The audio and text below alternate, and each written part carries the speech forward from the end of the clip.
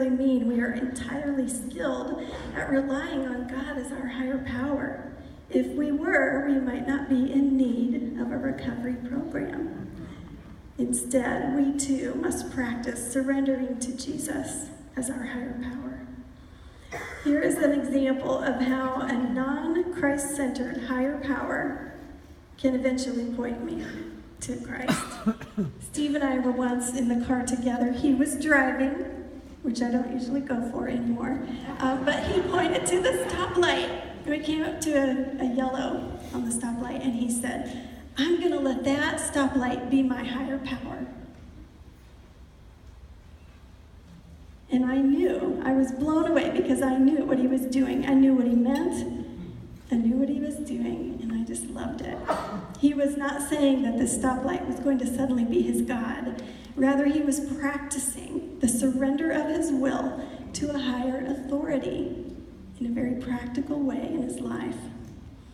If we can't even surrender to a stoplight, a reasonable limit set for our safety and the safety of others, what might that indicate about our ability and willingness in surrendering to God who loves us but we don't trust?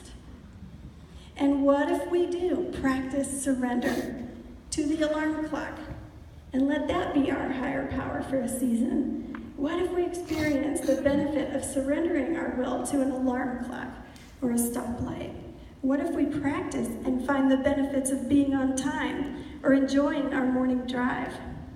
And then that affects our willingness to practice maybe trusting the group in our meeting.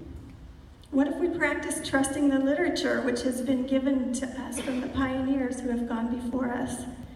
What if we get to put in our big toe and see the transformation that is coming to ourselves and others as we work the program? What if that helps me to open my heart just the slightest bit more toward God? For some, just the concept of a higher power is all we might be able to accept for now. Some of us just need the space and the freedom to not know yet, but to do some investigating and some seeking and some trying it out. That is what secular recovery does for the one who is unsure of God. And because of this and the incredible impact on my life, I now have the honor of leading a Christ-centered recovery group in addition to attending Al-Anon. We have a very unique opportunity to influence others as we also have been influenced. There are some amazing Christian women who attend my home meeting of Al-Anon, and these women have been showing up for 25 years, which I used to think sounded crazy back in the days when I thought that there was at some point a graduation from the program. How long do I have to go to meetings? Until you want to. Until you want to, that's right.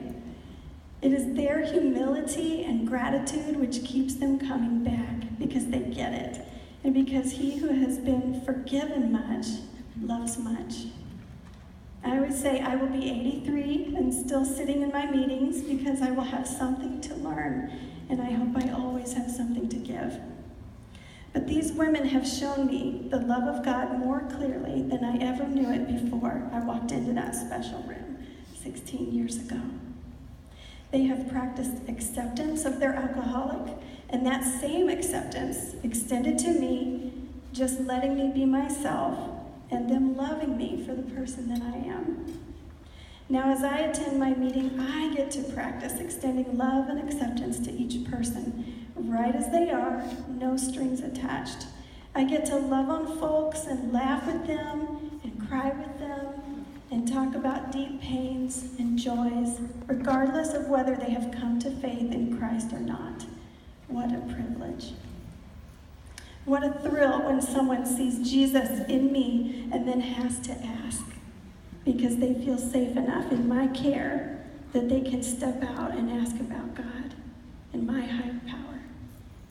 They are building connection and beginning to open up their lives to others. This can be a huge step in anyone's life, and certainly one where God can become more real to that person. Often a secular meeting will be their very first small group some non-believers will ever have known, and a totally powerful experience which most people outside the church don't often share. Small groups and life groups have been around since forever. Jesus certainly had his own small group. Living in community is how life works best. In secular groups, many non-believers are coming together and maybe out of hiding for the very first time. I love it that someone knew, the founders of the program knew that I would need to hear my name the very first time I attended a meeting, and that I'll never forget that first meeting when everyone looked at me into my two little eyes and said, "Hi, Misty," and waited for me to speak. I had never experienced anything like that. It changed me. To be seen and heard like that for the very first time. We are looking for those who might understand us, who might get us, who might know what to do and how to help us out of the messes. We feel less than with others like us. We desperately need acceptance, and Christians attending secular groups can have an amazing impact when welcoming newcomers and loving on old-timers and modeling wholehearted love and acceptance of all. The experience of acceptance and the understanding can open our hearts toward God.